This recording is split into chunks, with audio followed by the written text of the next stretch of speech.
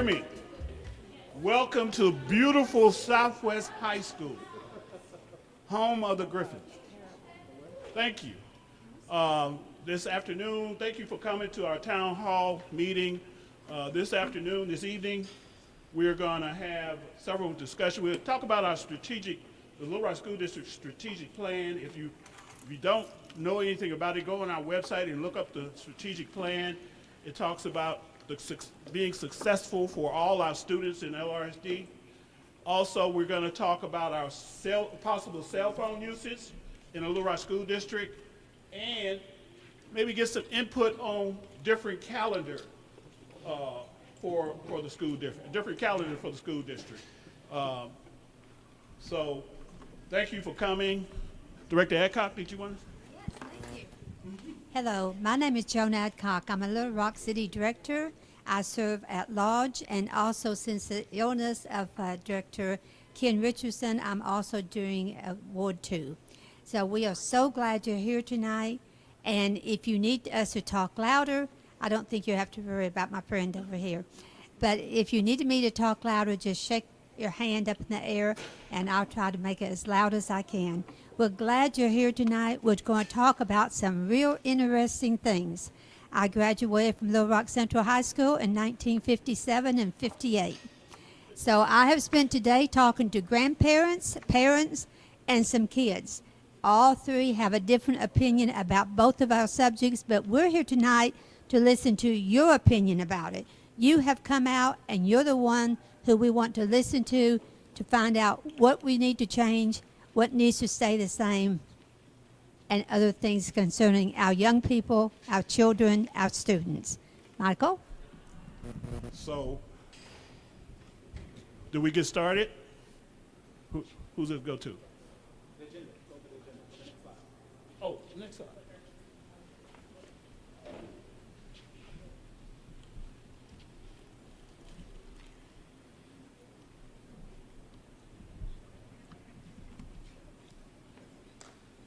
It moved.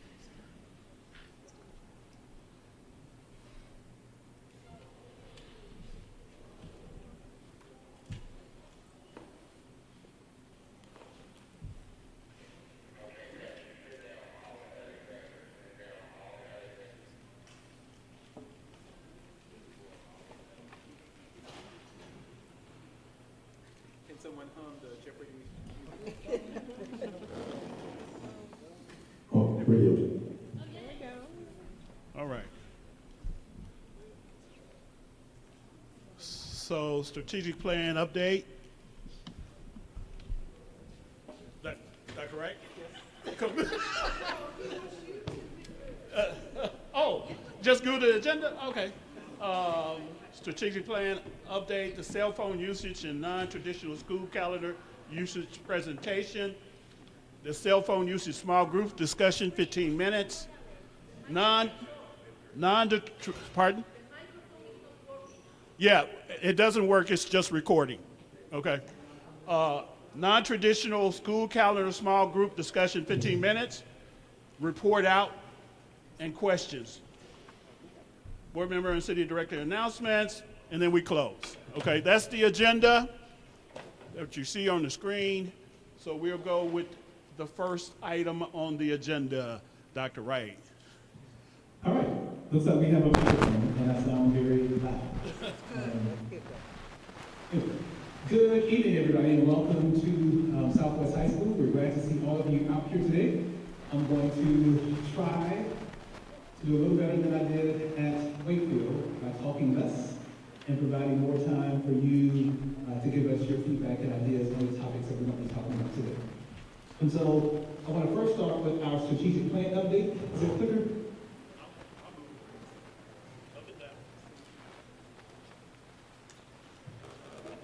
All right, so what you see on the screen, and as I look out in the audience, I see several people who were a part of this process, which probably took several months. We had hundreds and hundreds of people provide input, to look at data, to give us ideas. And all of the ideas and from all of the data and all of the discussions and group sessions we had and special interest sessions we had produced what you see here on the slide. I'm not going to spend a lot of time going over every single thing that's on here, but as of now, this is where we are with our strategic plan. Right now, the plan is for about 4 years. It is in 3 stages, stretched out over 4 years. We're in stage 1 now, which will encompass this school year and part of next school year. We have 3 priority outcomes that we are looking to achieve at the end of these 4 years. And unlike most strategic plans that you may have seen, we don't have a lot of outcomes or a lot of goals. We basically have 3, and one of the 3 has some sub goals on it. And so our first goal is we want to increase academic achievement for all of our students, among all races, all genders, male, female. We want to make sure that all of our students in our district are growing. The second goal that came out of our strategic planning process was a specific look at our Black students. Black students make up the majority of students in our school district, and they also the subgroup who is at the end of pretty much every academic outcome metric that you look at. And at the top of the list when it comes to, and so we want to take a specific look at our Black students in our district to make sure that we are addressing the academic gaps and deficiencies that we see with that particular subgroup. And then the last part of our goals for our strategic plan, and really pleased with the feedback that we got through all of our sessions because it really focused in on what our students need. And so when you look at our last goal, it is supporting students to do 5 different things. We want our students to experience physically and emotionally safe environments, and we know we have a lot of work to do to fulfill that. We want all of our students to experience a sense of belonging and for them to feel safe to be their authentic self in their schools. And so we know there's a lot of things that we need to do to improve the culture and the climate in our schools to make sure that our students feel safe. Develop a sense of purpose, gain relevant and meaningful knowledge, and prepare for college and career options aligned with their interests. And so these are the things that we are looking to accomplish over the next 4 years. All the rest of the stuff that you see here are the things that we're going to do to get to that goal. And I'm not going to spend a lot of time on that right now. I do want you to pay attention to this initiative section. These are all of the different things that we are going to be doing over the next 4 years to ultimately get to those outcomes that I just spoke about. I already mentioned that our initiatives are broken down into 3 stages. The initiatives that you see, I think it's kind of reddish. But all of the initiatives that you see in the red, these are the initiatives that we will be focusing on in stage 1. And in your handout, you should have this document. And this document pulls out all of the red things that you see here.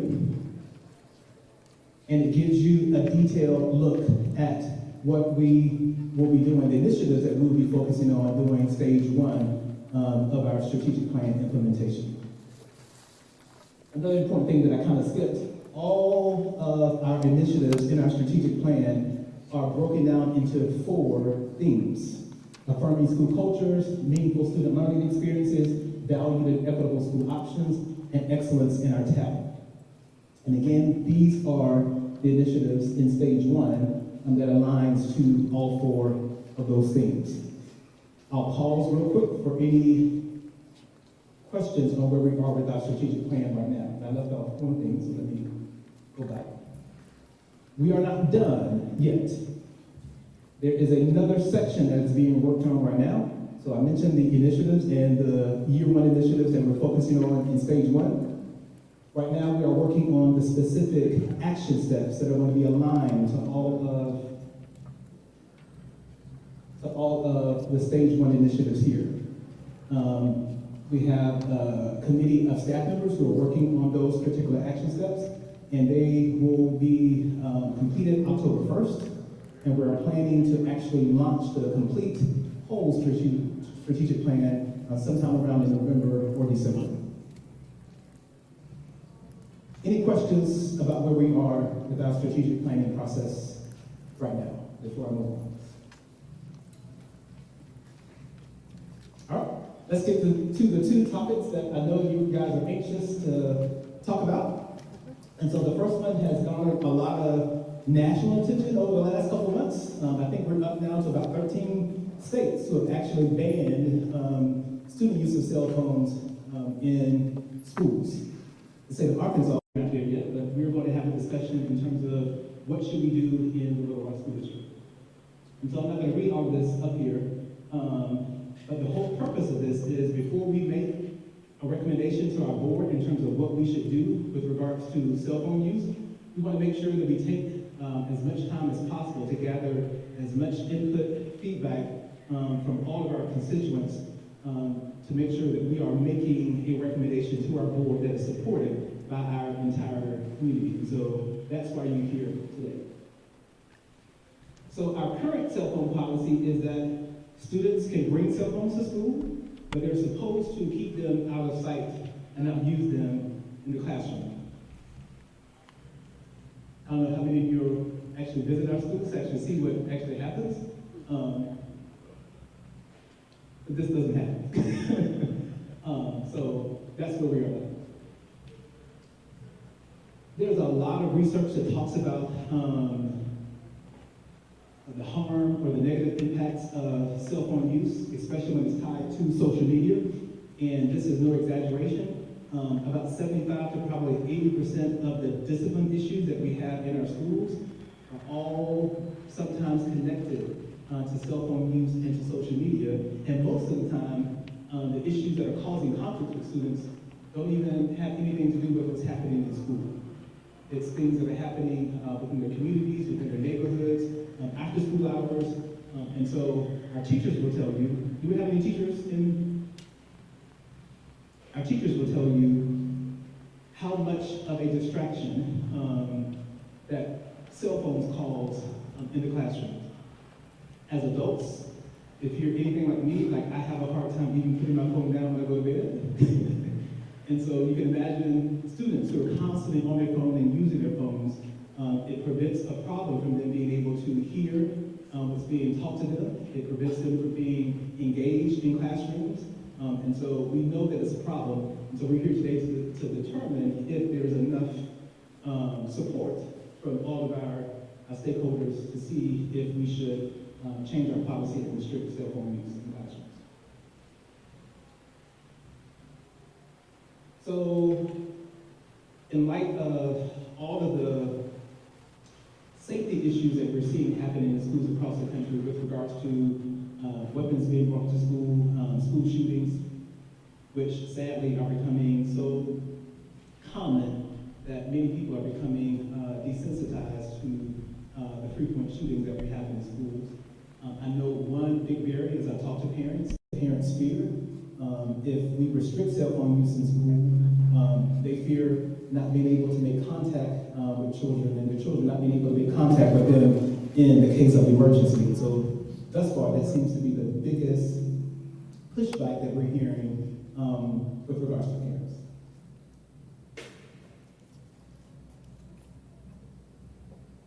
I'm not going to read this, but this is just kind of giving you some information about what some other school districts in the state of Arkansas are already doing with regards to cell phones. Fayetteville and in Springdale, they already have restrictions in place. And I think since we put this together, other districts in the state of Arkansas have also taken some steps to restrict cell phone use.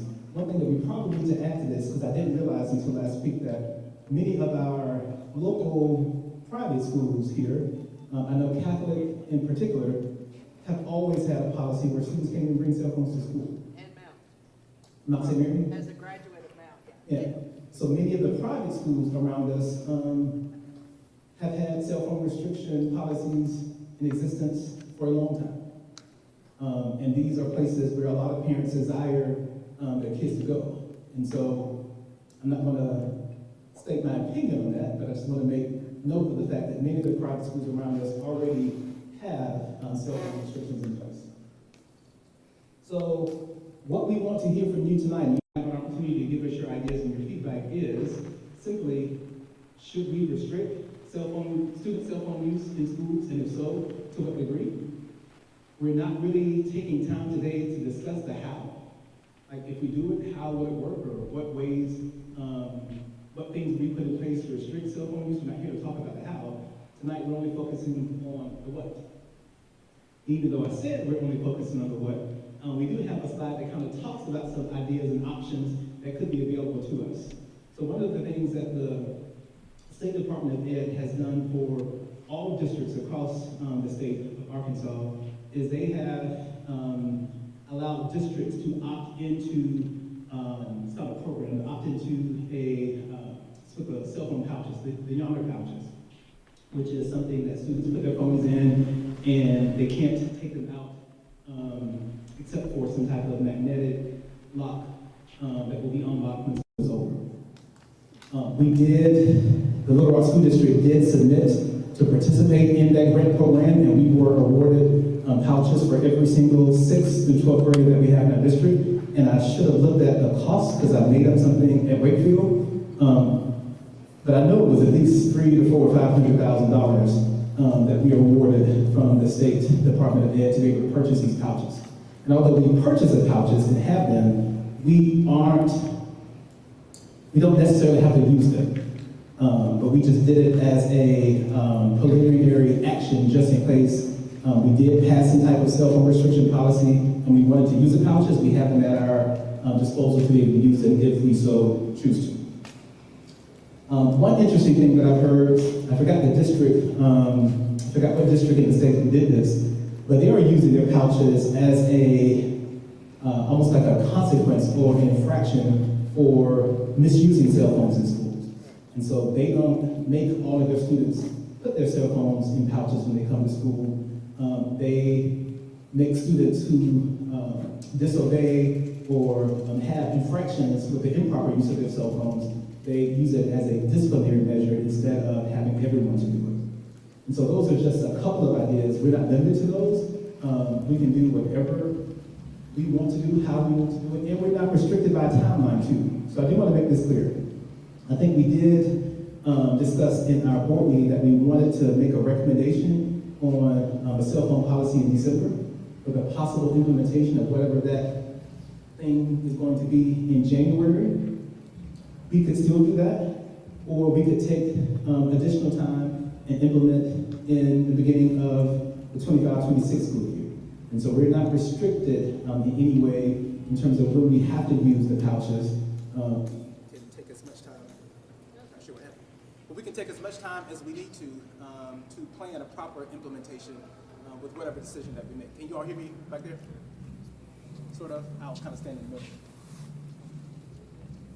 All right. So when I'm done with this, when I'm done with the next topic, and you break out into small groups, these are the questions. These are the questions that you will use to guide your discussions in your small group. And then at the end, we're going to ask you to take a vote. You'll get a little sticker, a little round little circle sticker. And on your chart paper that you'll see, you'll simply take a vote. Should we restrict cell phone use or should we not? And we will use that data after all of our town halls are completed to help us make a recommendation to the board. Also, in addition to these town halls, we also have a survey. And all of you in here should have gotten some type of text or email about the survey. So that is another way, if folks can't make it to these meetings, where they can provide us the same feedback as well. All right, then moving on to the next topic, which is the non-traditional calendar. And let me address something that I've heard since we've had our first town hall meeting. I've heard people make comments that our presentation around the non-traditional calendar is a little biased, that it seems as if we are pushing a non-traditional calendar over a traditional calendar. And although our presentation may look that way, I want to be clear that we, as the administration of the Little Rock School District, we are not taking a position either way. All we want to do is to provide you with the information for both and let you tell us what you think, and again, we'll use that information for us to make a decision.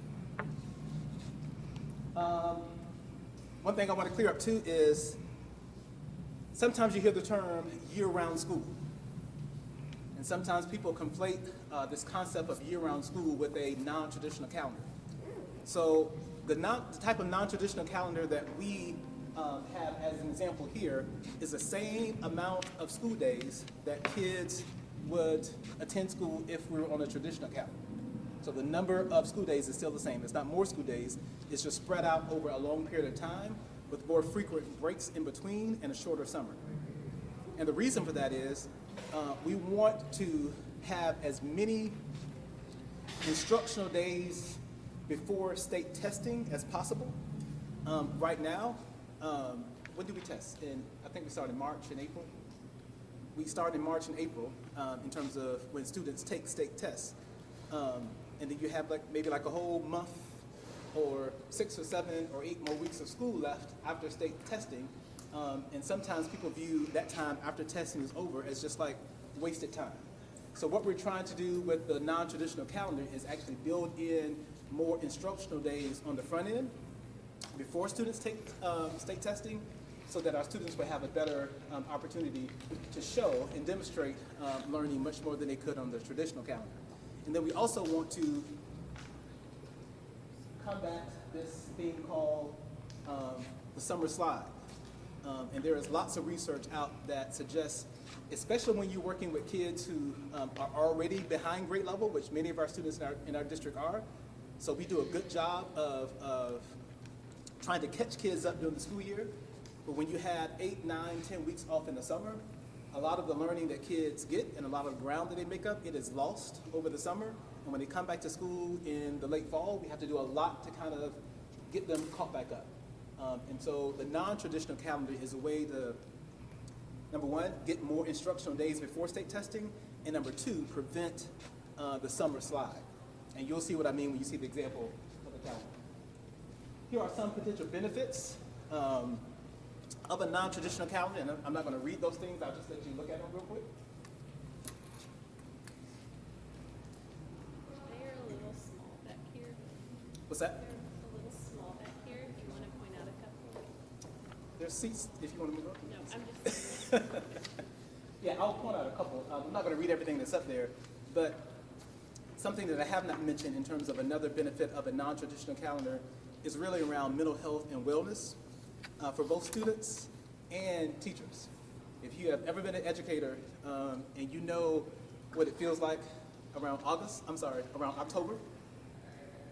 In October, you can't wait until you get to November for Christmas, for Thanksgiving, and then in December, you can't wait until Christmas break. And then when you come back in January, there's a long period of time before spring break. And so our students get burnt out just as much as our staff get burnt out.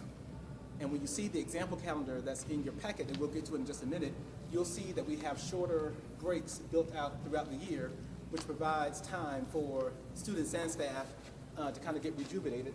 And during those breaks, not all students will be home or wherever they are. During those breaks, we can have an opportunity to work more with some of our students who need extra help. And so it provides us more time to provide intervention, tutoring, help during those breaks when we don't have to worry about all the other stuff that goes on during the school day. And so it actually provides more time to help some of our more vulnerable students get caught up and address some of the instructional and academic gaps that they have. Some potential disadvantages, and there may be more, but these are just a few that we highlighted. So there could be some increased costs, and so these are things that we have to consider if we switch to a non-traditional calendar. If we have students, some of our students in school during those breaks, providing intervention, we're going to have staff to teach them, and those are extra days on top of their regular contract, and so we're going to have to pay folks to provide instruction during those short breaks. Some of our classified staff. We're going to have to pay more for classified staff too if they're going to work during some of those breaks. And if the school year is stretched out, that means they're actually working more days, more contract days than they're working now. There could be some possible transportation, increased transportation costs. We're not sure yet. The big thing that we already know is going to be an issue is childcare, especially for our younger students. During those times that we are out of school, working families will have challenges being able to find childcare for their students. And so there are a couple of things that we are going to look at to kind of rectify and remedy that issue if we move towards a non-traditional calendar. So there's some disadvantages and advantages around extracurricular activities and athletics. And so those are things that we have to work out in terms of scheduling. Community resistance, this is something that is just new. Most of us in this room, we've probably been attending school on a traditional calendar our whole entire life. That's all we know. That's all we are accustomed to. And so this is a totally new, different concept. And just because it's so new and so different, we know that we're going to have to overcome some aspects of community resistance because it's just different and just something that's new. And then others will be identified from feedback that we get from you. What does the research tell us? I'm not going to read all that stuff, but you can see it. Most of it we've already talked about. We have several districts in Arkansas who've already moved to a non-traditional calendar. We just highlighted some of them here. Hot Springs actually just started this year. And their non-traditional calendar is very similar to the example that you will see in just a few minutes. Marion started in 2021-22. When some of these places I have no idea where they are, but I'm sure you know. East Concept. Mark Tree. What is it? Mark Tree, East Poinsett County, and Osceola. I know where Osceola is. I've actually been there. I think our band's gonna be there in a few weeks. Yeah.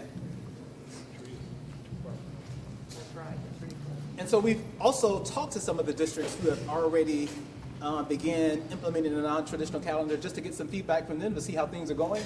And these are some of the responses that we've gotten. Now, Hot Springs, in all honesty, they just started this year, so I don't know. Their comments are great. Everything is going great. People love it, but it just started. So I don't know how valid that is. Mark Tree talks about the fact that they do see evidence that issues around the summer slide, they're actually seeing some benefits that kids aren't losing what they've been taught throughout the year. But one of the biggest things that we learned from Mark Tree, and something that we've heard in some other places, is the stress that it puts on administrators and maintenance for that short summer. In the summer is when we really take the time to do some of the long-range facility projects or upgrades or things that we have to fix.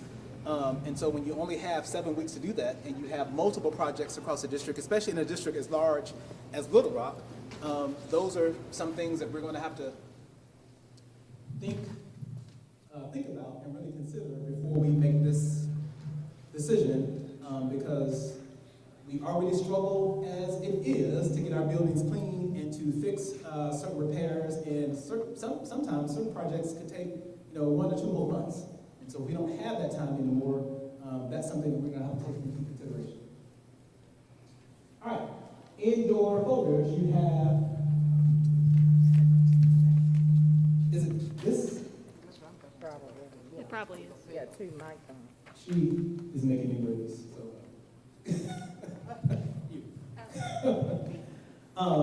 In your folders, you have an example of a non-traditional and a traditional calendar. If you can take out both. The traditional calendar, and again, let me make this clear. This is an example. It's only for example purposes. This is not the calendar for next year. So don't walk out of here and plan your summer vacations and plans around these calendars. These are just examples. You heard that, right?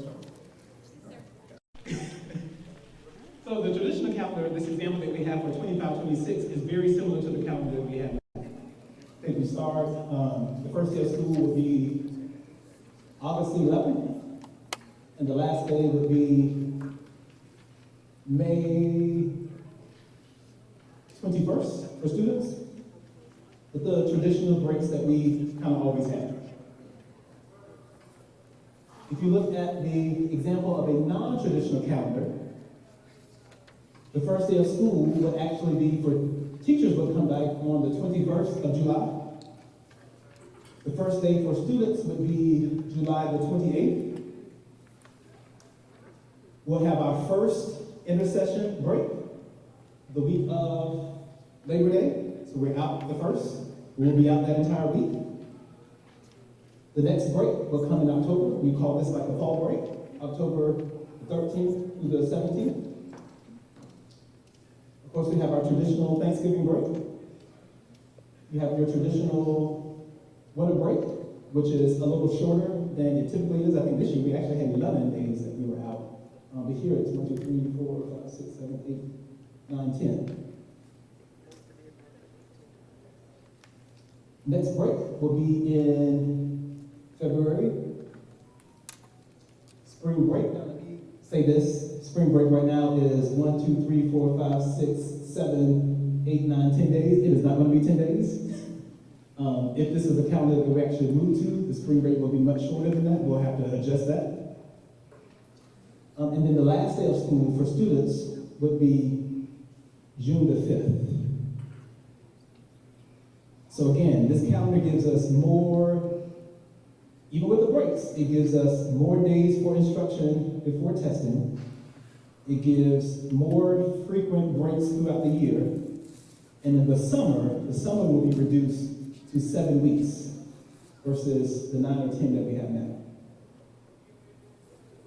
I'll give you a minute just to sit with that for 30 seconds before we move on to the part where you give us feedback. Any general questions about this thus far? Yes, ma'am. On the non-traditional, how do y'all school? How would that work? The question was, how will we factor in summer school on a non-traditional calendar? That is a great question, a question that we don't have an answer for right now. But the thought is we would, of course, have credit recovery summer school for high school students during those 7 weeks.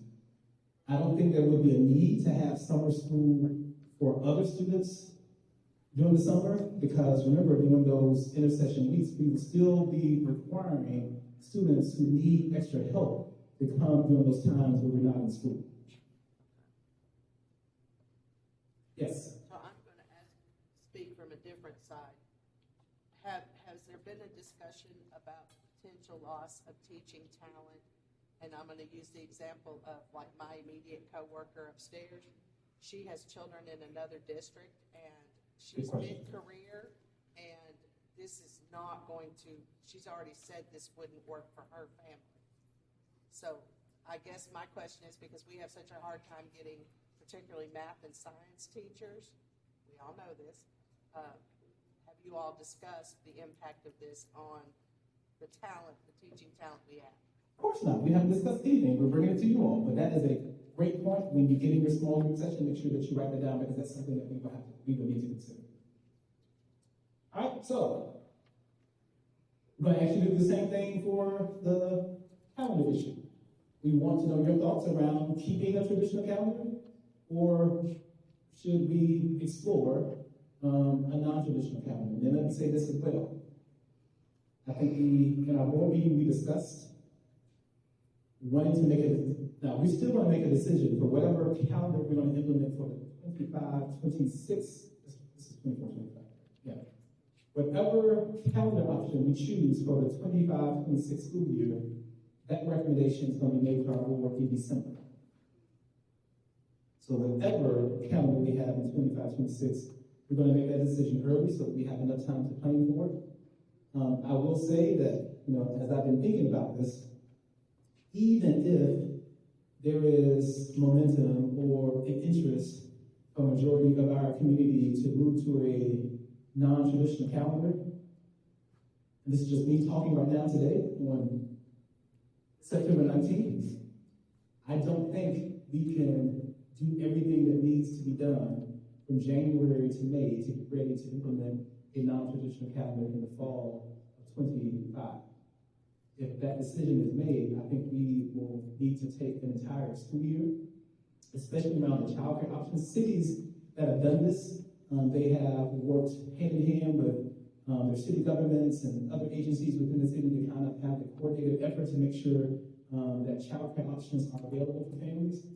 So I think even if we did want to move to a non-traditional calendar, I strongly think at this point that we will need an entire school year to kind of plan that out before we go with it. but it's just my thoughts today. Could change. All right. So I've talked enough. We want to hear from you, and I'm going to ask Stephanie to come up, and she is going to give us directions and procedures for how we're going to do the small group sessions. And this is where you're going to give us your feedback, your ideas, and you're actually going to vote. For those of you who don't know Stephanie, Stephanie is our, what are you? I know, I came up with the title. I can't remember. Yes, she is our Director of Strategy and External Affairs. Stephanie. Okay, so we are going to ask you to move a little bit because we want you in small groups, but not like only a group of one or two. So we're going to ask you to get up, get into a slightly bigger small group than you're already in now. We're going to put a piece of flip chart paper on your table, markers. You're going to first go back to the topic of cell phone usage in schools and talk about pros and cons of restricting cell phones in schools. We'll let you know when time's up. We'll give you a new piece of paper. You'll talk about the pros and cons of each of the calendar options. At the very end, we'll have two larger pieces of paper up on a wall somewhere. We'll give you stickers, and we're just going to ask you to record a vote. If you have questions throughout the time, just ask them. So we're going to ask you to move around a little bit. And Ms. Varela is going to work with anyone that feels more comfortable with the Spanish translator. En español, el señor Varela. So try and have your groups maybe 4 to 6 or so people. Espero que les haya gustado porque sé que tienen que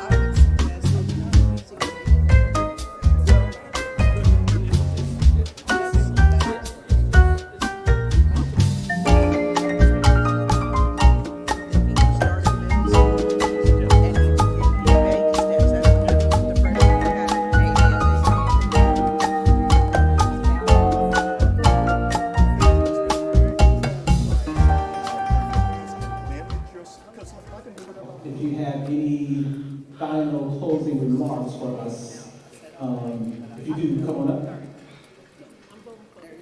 You don't? Thank you. All right, Ms. Adcock is coming. People, I'm glad to see you here because you should have a voice in this, because this is going to impact you the most. But I tell you, when I talk to the people today, I found it really funny. The seniors, your grandparents, were more concerned about you than your parents seem to be when I got them on the phones and everything. The grandparents said the only thing about changing the school year was when your mamas and daddies got tired of you and they sent you to grandma's house for 3 months, they wouldn't have those 3-month visitations any longer. So that's how important you are to the grandparents. Thank you all for coming. Thank you all for coming. Please make sure that you vote over here before you leave. Leave your notes on your table. We're going to collect those and we're keeping those to record. Again, thank you guys for coming out, and we're going to continue with our Spanish speaking. Have a great evening.